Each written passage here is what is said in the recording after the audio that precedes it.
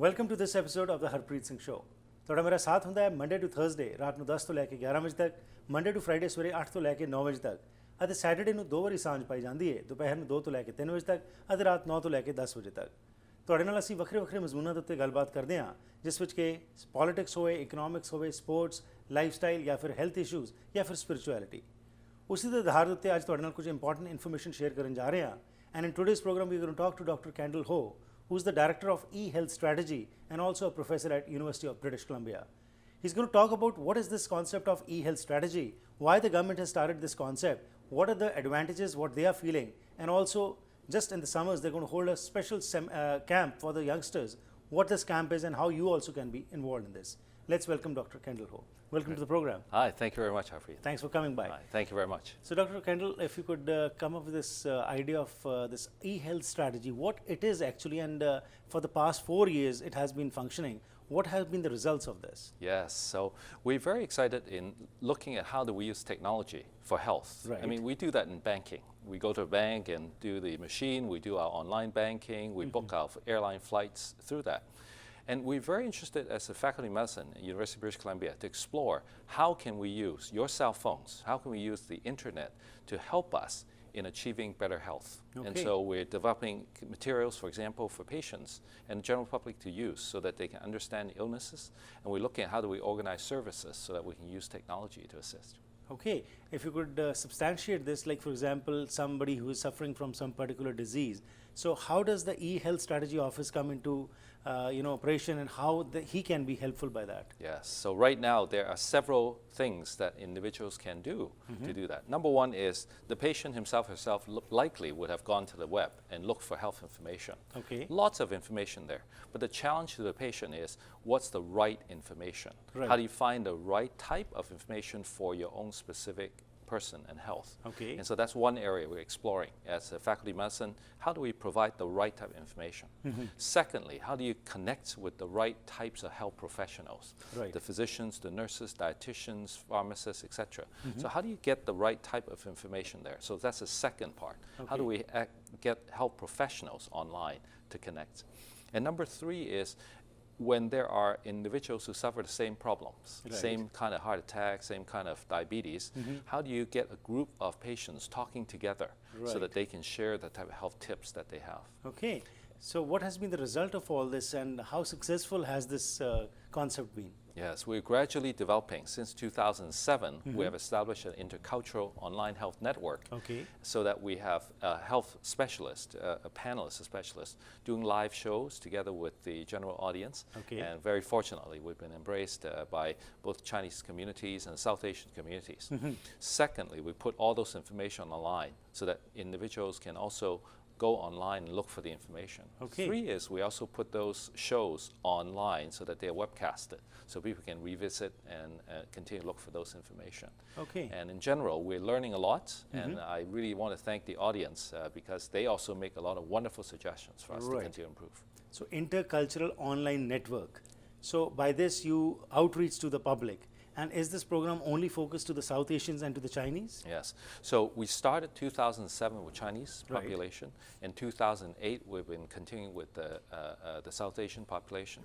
In 2010, we're now working with Aboriginal and First Nations community. Okay. And we hope to continue to increase because I think there are a lot of great sharing, Right. not only within our communities, but between communities. That's right. And in British Columbia, such a multicultural society, that we can learn a lot from each other. Right. So doctor, like you said, this icon, you're spreading fast, and also, like for example, the South Asian community, every community has its own peculiarities, and we often hear, especially in the South Asians, there's a lot of problem about heart diseases, about cholesterol, about other diseases. So when you go to a particular community, so do you target the particular problems which they are facing, or it's just a general talk what you have with them?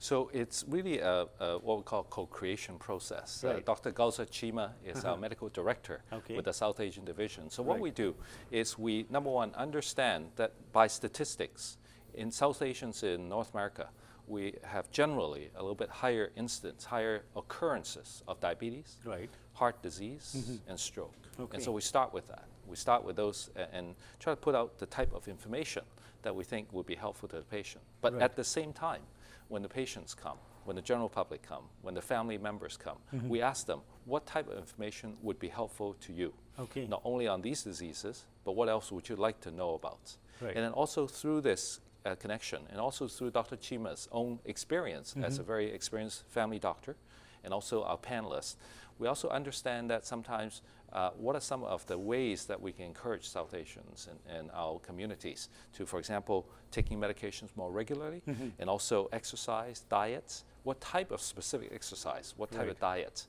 And so in many ways, we at the Faculty of Medicine learn a lot from the audience, and hopefully through these mutual learning, we Okay. can continue increase the content. So basically, this is an outreach to the communities because they get an opportunity to meet all the health professionals under one roof and then discuss, and also there are question answer sessions also.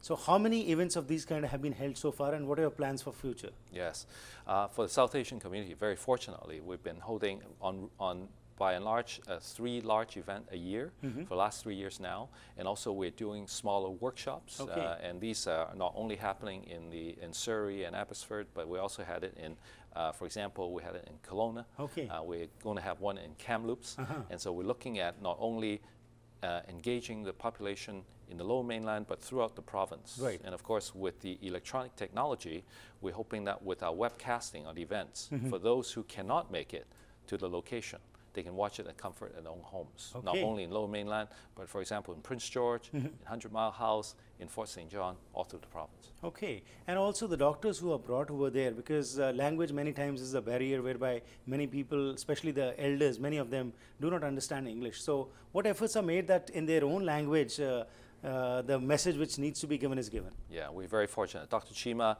and a group of specialists, they all will be, have been and continue to use Punjabi as the major language of Okay. exchange, and also Hindi, Right. so that they can use that language in the communication. And we also find that video-based communication is very effective. Right. Typing is not as good, but that's why the webcasting, Okay. also the live interaction become very helpful. And also, as you mentioned initially, that all this is available on the web also. Yes. So is it available in Punjabi also? Absolutely. It's Okay. available in Punjabi. Right. You can look at the website and just click on it. And in fact, for the last year's show, we maintain it online so that they can actually watch through the previous shows that Oh, we that's have. wonderful. Yes. And where can the people go and watch this? What website is it? Yes, it's at our eHealth Strategy Office website. Okay. You can go to www.ehealth.med.ubc.ca. Okay. And eHealth is EHealth. Right. And doctor, every year you also target the youngsters also and try to give them a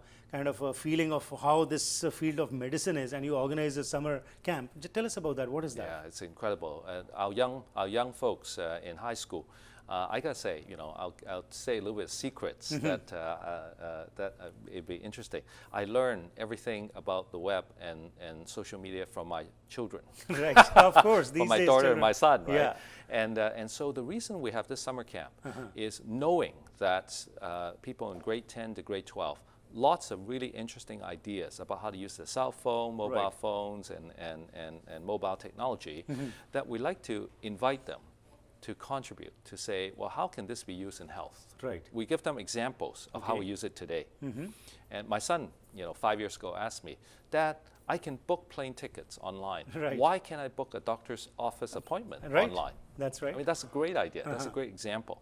And so we are doing these eHealth camps so that we introduce the subject of health Okay. to the high school students. Right. But in return, we hope that, number one, they would consider health as a potential career downstream. Right. Number two, understand what is the health professions, not Right. only medicine, but nursing, pharmacy. And number three is how do we stimulate them to use the technology Okay. to improve health? Oh. That's a great example. Oh, that's if you have a wonderful. minute, I'll just, last summer camp, there are students who develop a mobile phone device so that when a person falls, Right. the mobile phone would detect the person falls, Okay. and then it will automatically send a message to one of the designated person that Right. that person has to say, I need help. Uh-huh. That's high school students develop that, program it on the mobile phone. Oh, that's wonderful. We'll have some more information from you after this small break. Let's go for a break. ਇੱਕ ਛੋਟੀ ਜਿਹੀ ਲੈਣੇ ਆ break. ਜਿਹੜਾ ਹੁਣ ਤੱਕ ਗੱਲਬਾਤ ਹੋਈ ਡਾਕਟਰ ਕੈਂਡਲ ਹੋ ਨੇ ਸਾਨੂੰ ਜਾਣਕਾਰੀ ਦਿੱਤੀ ਹੈ ਕਿ ਈ-ਹੈਲਥ ਸਟ੍ਰੈਟਜੀ ਦੇ ਅਧੀਨ ਜਿਹੜਾ ਇਹ ਕੈਂਪਸ ਲਾਉਂਦੇ ਨੇ ਇਸ ਦੇ ਵਿੱਚ ਸਾਰੀ ਕੁਝ ਅਵੇਲੇਬਿਲਿਟੀ ਵੈਬ ਦੇ ਉੱਤੇ ਹੈਗੀ ਹੈ